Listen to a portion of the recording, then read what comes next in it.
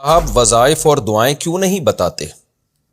بہت سے علماء حضرات مختلف مواقع اور کاموں کے لحاظ سے مختلف دعائیں بتاتے ہیں جو کہ قرآن و حدیث سے ثابت ہوتی ہیں، لیکن آپ کے بیانات میں کبھی نہیں سنا کہ آپ نے اتنی ساری دعائیں بتائی ہوں، بلکہ آپ صرف یہ بتاتے ہیں کہ صبح یہ پڑھ لیں، شام یہ پڑھ لیں اور رات میں یہ پڑھ لیں، اس سے زیادہ نہیں بتاتے۔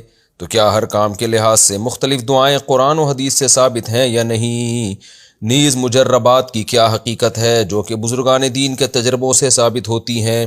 کیا ان کو بھی زندگی کا معمول بنانا چاہیے؟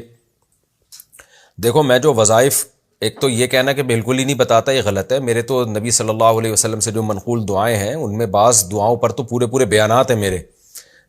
میں یہ کہتا ہوں کہ یہ جو میں عام طور پہ جو وظیفے بتائے جاتے ہیں نا، یہ کر لو، یہ اتنی دفعہ پڑھ لو تو یہ کام ہو جائے گا، یہ اتنی دفعہ پڑھ لو تو یہ کام ہو جائے گا، اس کی کوئی شریعت میں دلیل نہیں ہوتی۔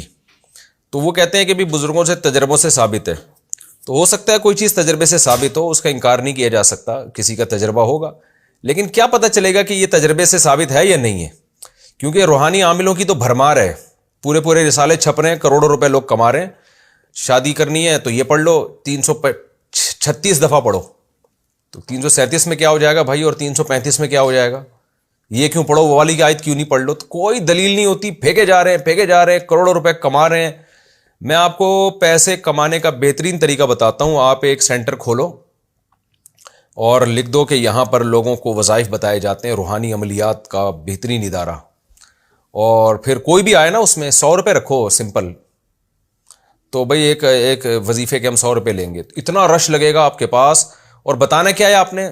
کوئی بھی آ گیا جی میری شادی نہیں ہو رہی، آپ اس سے بولیں کہ آپ ایسا کریں، وہ بصومی غدین نویت من شہر رمضان، ایسی دعا لکھی ہوئی ہے نا کتابوں میں، یہ آپ 334.5 دفعہ صبح پڑھیں اور 232.24 دفعہ شام کو پڑھیں آپ، اور الٹے لٹک کے پڑھیں۔ جتنا اوٹ پٹانگ کر کے اس میں ڈالیں گے نا تو ایسا سمجھیں گے لوگ کہ پتہ نہیں یار یہ کیا لے کے بیٹھا ہوا ہے۔ اب اس میں کچھ قرآن کی آیتیں بتا رہے ہیں کہ ربنا آتنا 100 دفعہ صبح پڑھ لیں، 325 دفعہ شام کو پڑھ لیں۔ کیوں پڑھ لیں بھائی؟ ایک صاحب بتا رہے تھے جس کے گھر میں شادی نہیں ہو رہی، سورہ مزمل کا ورد کرے وہ۔ ابے سورہ مزمل کا شادی سے کیا تعلق ہے؟ وہ تو جہاد اور تہجد کا حکم ہے اس میں۔ تو وہ پھینکے جا رہے ہیں، لوگ لپیٹ رہے ہیں بیٹھے ہوئے، اور کروڑ روپے چھپ رہے ہیں، ان کی عقیدتیں بھی ہو رہی ہیں۔ تو ایک چیز کا سائیڈ ایفیکٹ سوسائٹی میں نظر آ رہے ہیں، تو بھائی سیدھا وہ دعائیں جو قرآن و سنت میں منقول ہیں وہ مانگ لیا کرو نا، پڑھو بھی نہیں، مانگو وہ۔ تو اس لیے میں وظیفوں کی طرف لوگوں کو نہیں لے کر آتا کہ وظیفے تو ساری دنیا بتا رہی ہے، پورے بزنس چل رہے ہیں لوگوں کے وظیفوں سے۔ تو یہ مطلب نہیں ہے کہ میں فی نفسی ہی کسی وظیفے کے پڑھنے کا ہی قائل نہیں ہوں۔ تو اگر کوئی قرآن کی آیت اس مناسبت ہے اس کام سے، جو کام آپ کرنا چاہ رہے ہیں، تو اس میں پڑھنے میں کوئی حرج نہیں ہے۔ مثال کے طور پر میرے پاس جب لوگ آتے ہیں، مجھ سے کہتے ہیں کہ مفتی صاحب کوئی جاب نہیں مل رہی ہے، ہمیں کچھ پڑھنے کو بتا دیں، تو میں کہتا ہوں بھئی یا رزاق یہ زیادہ ورد کیا کرو۔ اس کا کیا مطلب ہے؟ روزی دینے والے، تو اس میں آپ اللہ کو پکار رہے ہیں، تو میں خود بھی بتا دیتا ہوں، تو بہت سے علماء بھی بتا دیتے ہیں، تو اس حد تک تو ٹھیک ہے۔ لیکن یہ جو ان لوگوں نے آج کل دھندے بنائے ہوئے ہیں بیٹھ کے کہ اتنی دفعہ یہ پڑھیں، 356 دفعہ پڑھیں، 248 دفعہ پڑھیں، کیا پڑھیں، کیوں پڑھیں، یہ کس بیس پہ پڑھیں، اس کی کیا دلیل ہے؟ تو جی حضرت جی سے سنا ہے۔ کون سے حضرت جی سے سنا ہے آپ نے؟ ان کا کیا ہے بھی یا نہیں ہے؟ تو پھینکے جا رہے ہیں۔ تو سیدھا قرآن و سنت میں جو اعمال منقول ہیں، جو دعائیں منقول ہیں، ان کو فوکس کرنا چاہیے۔ اور وہ اتنی دعائیں ہیں کہ وہ کرنے کے بعد آپ کے پاس ان وظیفوں کا ٹائم ہی نہیں بچے گا، وہ اتنی ساری ہیں۔ جیسے رات کو سوتے ہوئے نبی نے فرمایا، آیت الکرسی پڑھنے کا حکم دیا، سورہ بقرہ کا آخری رکوع پڑھنے کا حکم دیا، سورہ فلق، سورہ ناس آپ صلی اللہ علیہ وسلم پڑھا کرتے تھے، وہ پڑھ کے دم کرنے کا حکم دیا۔ پھر سونے کی دعا ہے، صبح اٹھنے کی دعا ہے، الحمدللہ الذی احیانا بعد ما اماتنا والیہ النشور۔ تہجد میں آپ اٹھتے ہیں تو آسمان کی طرف دیکھ کر دعا ہے۔ وہ دعا کیا ہے؟ قرآنی آیات ہیں، ان فی خلق السماوات والارض واختلاف اللیل والنہار لآیات لأولی الالباب۔ یہ معنی مفہوم سوچ کے آپ پڑھیں، کتنا مزہ آتا ہے۔ تو اس طرح کی چیزیں کس نے منع کی ہے بھائی؟ مولانا اشرف علی تھانوی رحمۃ اللہ علیہ نے ایک کتاب لکھی ہے مناجات مقبولہ، وہ سب حضرات اپنے گھر میں خرید کے رکھ لیں۔ مناجات مقبولہ میں حکیم الامہ نے کیا کیا ہے کہ قرآن اور حدیث میں جتنی دعائیں آتی ہیں نا، ان کو 7 حصوں میں ڈیوائیڈ کر دیا ہے۔ قرآن و سنت میں جتنی بھی دعائیں ہیں ان کو 7 حصوں میں ڈیوائڈ کر دیا ہے. تو وہ اور ان کی منزلیں بنا دی ہے, بھائی ہفتے کو یہ, اتوار کو یہ, پیر کو یہ, منگل کو یہ, بدھ کو یہ, جمعرات کو یہ, تاکہ پورا ہفتہ آپ جب وہ دعائیں پڑھیں گے روزانہ تو وہ ساری دعائیں آپ کی کمپلیٹ ہو جائیں گی, ساری دعائیں آپ مانگ لیں گے. لیکن مناجات مقبولہ بھی جو چھپ رہی ہے نا آج کل, لوگوں نے اس میں اپنی طرف سے بھی ایڈیشن کی ہوئی ہے, خود بھی بہت کچھ ڈالا ہوا ہے اس میں, تو وہ نہ پڑھیں آپ. صرف اتنا کہ جو یعنی شروع سے لے کر آخر تک 7 حصوں میں ڈیوائڈ کیا ہے, تو اس میں لکھا ہے ہفتے کے دن, اتوار کے دن, تو وہ ہفتے اتوار کا مطلب ہفتہ اتوار نہیں ہے, کوئی ضروری نہیں ہے. مطلب یہ کہ آپ آسانی کے لیے کہ آپ ہفتے کو یہ پڑھ لیں تو اتوار کو پھر یہ, تو پیر کو یہ.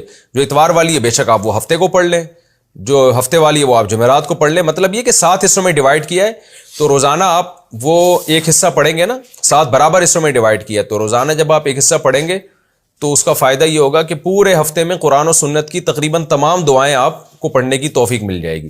تو وہ بہترین چیز ہے, اس کا معمول بنایا کریں. اور باقی وظیفوں میں جو آج کل لوگ پڑھ گئے ہیں, اس کا ایک بہت بڑا نقصان یہ ہے, جس کی وجہ سے میں وظیفے کی طرف لوگوں کو نہیں لے کے جاتا, کہ لوگ اللہ سے مانگنا, گڑ گڑانا اس سنت سے محروم ہو رہے ہیں.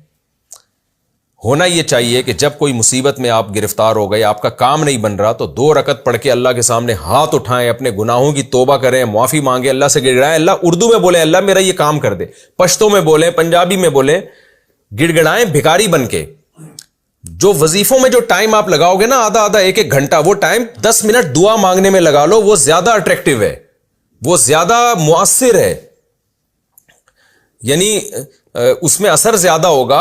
اور پیغمبروں کی سنت ہے, یعقوب علیہ السلام نے ساری زندگی دعائیں مانگی ہیں.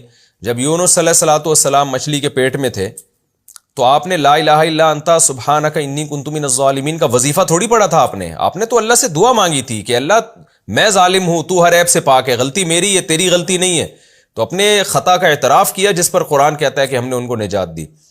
تو اسی طرح آپ کو بھی جب کوئی مصیبت پہنچے, اللہ سے مانگنا سیکھیں, گڑ گڑائیں اپنی قومی زبان میں, اپنی مادری زبان میں, جو بھی آپ کی مدر لینگویج ہے اس میں اللہ سے گڑ گڑا کے مانگیں. بھکاری وظیفے پڑھ کے نہیں بھیک مانگتا, بھکاری گڑ گڑاتا ہے. آپ کو کسی سے قرضہ چاہیے, آپ تھوڑی کوئی لگے بندے الفاظ جا کے پڑھنا شروع کر دو گے, آپ اپنی زبان میں اس کو اس طرح سے اس کے سامنے بھکاری پن دکھاؤ گے, اور اس سے مختلف الفاظ کے ساتھ اس سے آپ کہو گے کہ وہ نہ چاہتے وہ بھی بعض دفعہ آپ کو قرضہ دے دیتا ہے, بھیک دے دیتا ہے.